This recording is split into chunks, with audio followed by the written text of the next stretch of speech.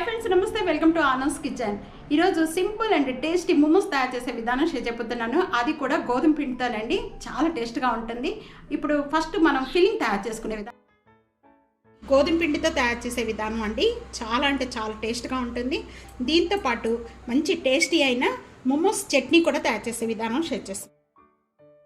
First momos తయారు చేసుకోవడానికి filling తయారు చేసుకుందాము. ఇక్కడ ప్యాన్ లో 1 టేబుల్ స్పూన్ ఆయిల్ యాడ్ చేస్తున్నాను. ఇక్కడ ఆయిల్ బాగా కాగిపోయిన వెంటనే 1 టేబుల్ స్పూన్ పై చిన్న చిన్న పీసెస్ గా కట్ చేసినవి వేస్తున్నాను. అల్లం కూడా చిన్న చిన్న పీసెస్ గా కట్ చేసినవి. 1 టేబుల్ స్పూన్ చిన్న చిన్న పీసెస్ గా కట్ చేసినవి పచ్చిమిర్చి అండి. అవన్నీ కూడా బాగా వేయించుకోవాలి. వీటితో పాటు ఆనియన్స్, చిన్న స్ప్రింగ్ ఆనియన్స్ యాడ్ చేస్తున్నాను. 1/2 టేబుల్ స్పూన్ సాల్ట్ యాడ్ చేస్తున్నాను. ఇవన్నీ కూడా బాగా వేగిపోయిన వెంటనే నేను ఇక్కడ 2 కప్స్ అండి క్యాబేజ్ యాడ్ చేస్తున్నాను. బాగా తురిమేసేసుకొని యాడ్ చేసేసుకోండి. ఇవి వేగుతూ ఉండగానే ఇక్కడ క్యాప్సికము, ఇవి చిన్న చిన్న పీసెస్గా కట్ చేసిన క్యాప్సికము 1 కప్పు. ఇవన్నీ కూడా బాగా వేయించుకోవాలి.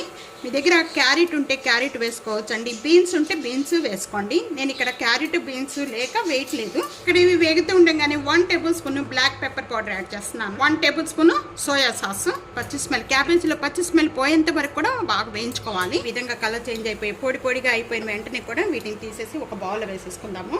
పెట్టద్దు, మూత పెడితే వాటర్ వచ్చేస్తుంది. ఈ విధంగా పొడిగా వచ్చే వరకు కూడా కుక్ చేసుకుందంతా కూడా ఈ ఫిల్లింగ్ అంతా రెడీ అయిపోయిందండి. సైడ్ పెట్టేసుకుందాం. అంతా కూడా చల్లారే లోపల ఇప్పుడు మనం చట్నీ తయారు చేసుకుందాం అండి మోమోస్లోకి. ఇక మోమోస్ చట్నీ తయారు చేసుకోవడానికి ఇక్కడ ఒక 5 లేక 6 కాశ్మీర్ చిల్లీస్ అండి, లేకపోతే మామూలు చిల్లీస్ అవి, లేకపోతే నేను ఇక్కడ మామూలు చిల్లీసే యూజ్ చేస్తున్నాను. ఇవి ఎక్కువ ఘాటు ఉండవండి. ఇవి మొత్తం కూడా 2 అవర్స్ వరకు కూడా నానబెట్టేసుకోవాలి. ఈ నానబెట్టుకున్న ఒక 5 లేక 6 అనేది ఈ చిల్లీస్ మిక్సీ జార్లో వేసేస్తున్నాం. టమాటాలు తీసుకున్నాము. ఈ టమాటా బాయిల్ చేసుకున్న తర్వాత ఈ పైన అనేది ఈ విధంగా చిక్కంతా వచ్చేస్తుంది ఈ జార్లో. ఇక్కడ 4 లేక 5 వెల్లుల్లిపాయ రెబ్బలు, 1 table spoon salt, 1 table spoon cooking oil, spring onions ఈ విధంగా కొద్దిగా పీసెస్ కట్ చేసేసి వేసేస్తున్నానండి. పైన లీవ్స్ ఉంటుంది కదా, ఆ లీవ్స్ అనేది ఇలా కొద్దిగా పీసెస్ కట్ చేసేసుకొని వేస్తే చాలా టేస్ట్ వస్తుంది. కొద్దిగా కొత్తిమీర, 1 పచ్చిమిర్చి. ఇలా వాటర్ కానీ ముందుగా ఏమి యాడ్ చేయొద్దండి. ఇవన్నీ కూడా మిక్సీ జార్ పట్టుకుందాం మెత్తగా. ఈ విధంగా పట్టుకుందాం అంతా కూడా. ఇప్పుడు ప్యాన్లో 1 టేబుల్ స్పూన్ ఆయిల్ యాడ్ చేస్తున్నాను. ఆయిల్ యాడ్ చేసిన వెంటనే కూడా మనం ముందుగా మిక్సీ జార్ పట్టుకున్న ఈ చట్నీ అంతా కూడా ఒక 3-4 మినిట్స్ వరకు కూడా ఫ్రై చేసుకోవాలండి. స్పైసీ ఇష్టం లేని వాళ్ళు మిర్చి తగ్గించుకుంటే సరిపోతుంది. నీకు ఆయిల్ సపరేట్ అయిపోయిన వెంటనే ఇంకా బంద్ చేసేసుకుందాము. రెడీ అయిపోయిందండి tasty chutney. 1 table spoon salt, 1 table spoon oil లేక గీ కూడా యాడ్ చేసుకోవచ్చు. ఇవన్నీ బాగా కలిపేసుకోవాలి. అంటే కొద్దిగా వాటర్ యాడ్ చేసేసుకొని మనం చపాతీ పిండి ఏ విధంగా కలుపుకుంటామో అదే విధంగా కలుపుకోవాలి. ఈ మామూలు చల్లటి వాటర్ ఏనండి, వేడి వాటర్ ఏమి యాడ్ చేయని అవసరం లేదు. అంతా కూడా ఒక 5 మినిట్స్ వరకు ఈ విధంగానే పెట్టేసేసుకోండి. 5 మినిట్స్ అయిపోయిన వెంటనే కూడా ఇప్పుడు ఓపెన్ చేద్దామండి. ఇవి చిన్న ఉండలుగా తయారు చేసుకోవాలి.